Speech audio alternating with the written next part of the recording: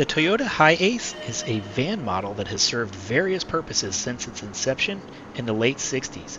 Known for its durability, reliability, and versatility, the Hiace has evolved into one of Toyota's most enduring and widely recognized vehicles in Asia. But notice I didn't mention racing, which begs the question, what is it doing in Gran Turismo? In recent years, the Hiace has developed a cult following among enthusiasts who actually convert them into camper vans or customize them with modern technology, showcasing its timeless appeal. But I don't think that's what brought it to the game either.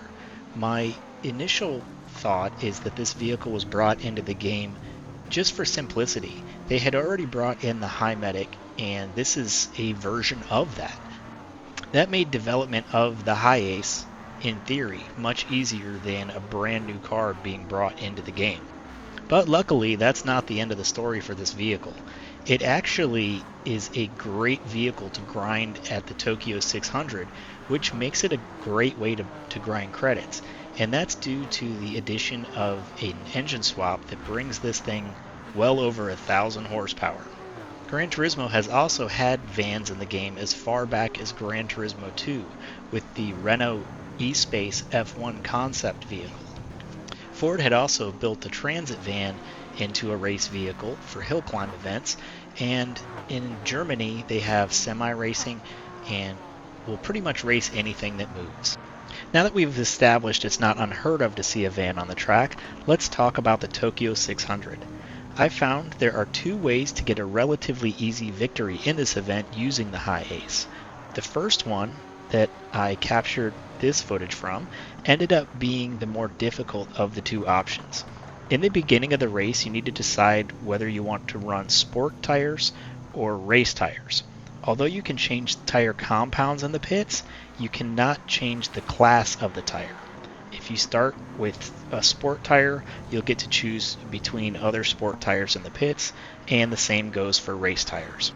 In this race, I opted for the ultra high turbo and the race tires. And to start off, because the track is wet, you start off with intermediate race tires.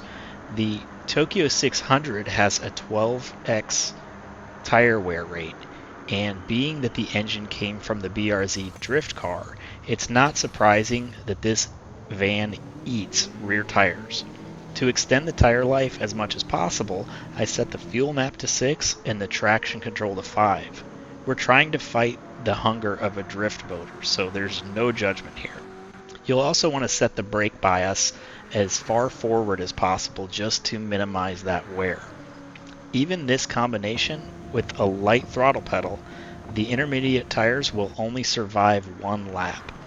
I ran on the first lap and the second lap with two sets of tires using intermediate wets to get as much traction as possible. After this, I switched to the hard compound tires. The van is actually pretty controllable as long as you drive slow and stay on the dry parts of the track on these first couple of laps with slicks. On lap 3 and 4, you're really just trying to stay out of the pit, so don't try to set a fast lap. If you're getting around 2 minutes 22 on lap 3 and maybe 2:15 on lap 4, you're going to be okay. These tires are only going to survive 4 laps even though they're the hard compounds, and that's even with staying gentle on the tires. Once the track does dry out, you should see lap times fall to around 2 minutes and 6 seconds.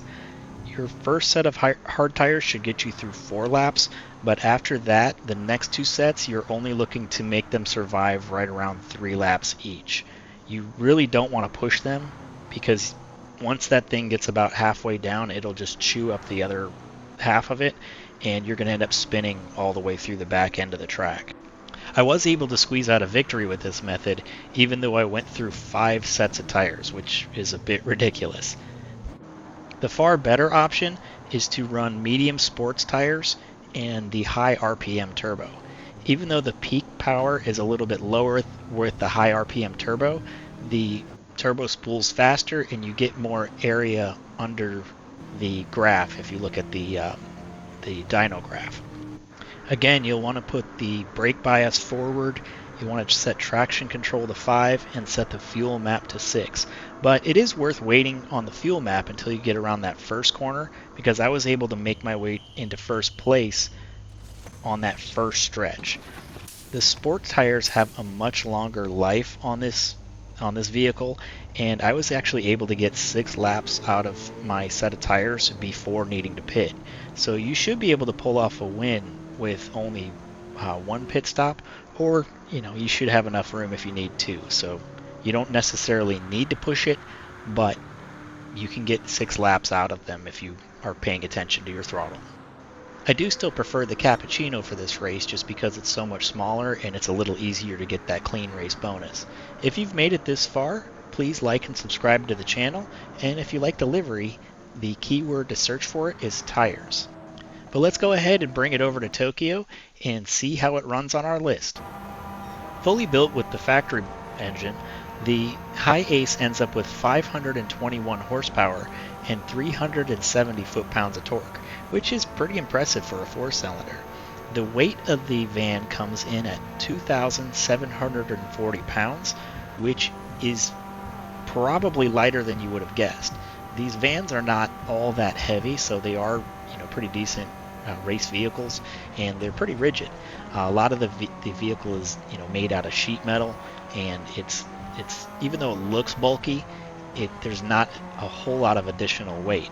The downside is that the vehicle is large, so it's harder to push through the air, and that does limit the top speed pretty substantially. The top speed that I was able to get out of this was right around 150 miles per hour. That being said, it does corner surprisingly well, so I was able to actually make up most of my ground in these races on the back stretch, where normally I rely on that front stretch for that higher speed, but I was running away from supercars in this van, so it's a pretty cool thing to see them dancing away in your rearview mirror. In this configuration, the tire wear wasn't bad. I saw about 25% to the front tires and about 20% to the rears.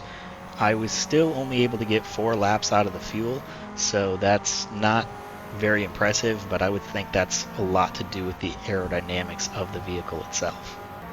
We'll skip this one ahead here, and we saw a lap time of 2 minutes 15 seconds, 0.234, which put it towards the bottom, just behind the Alfa Romeo 8C and just in front of the Golf without the engine swap.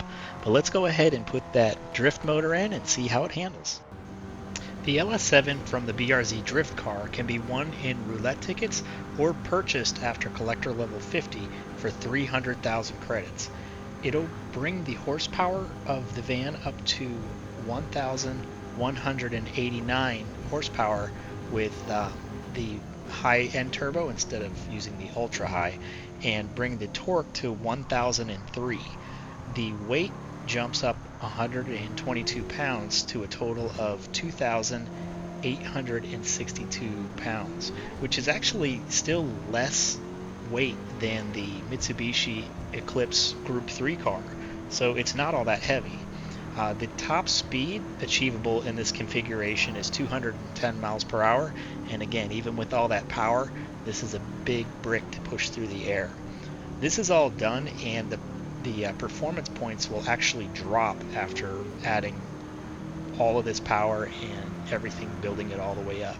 The total performance points with soft racing tires, was 595 points, but if there's any kind of tire wear, you might as well not use them because it's just going to eat them up. The van actually feels more balanced with this engine because even though it's a long vehicle, it felt in comparison with the stock motor more like it had a tendency to push, but this big engine will rotate the back end. I didn't have it drifting at all. It wasn't really threatening to step out until you blew out the tires, but it just rotated really nicely, so it's a really good handling vehicle. Some of these engine swaps will ruin the chassis. This thing takes it like a champ. We ended up losing a lap for fuel economy as well, and it only got 3 laps before needing to refuel. But again, the big issue on this vehicle is the tires. We saw 25% wear to the front, just like the other vehicle, but 150% to the rear, because we lost them after 2 laps. but we ended up crossing the line at 2 minutes flat, 0.652, which was slower than the cappuccino, but this gives you a nice option and something a little bit interesting to drive. If you'd like to see a couple other options for the Tokyo Expressway, check out this top 5 video if you've missed it. And we'll see you in a van down by the river.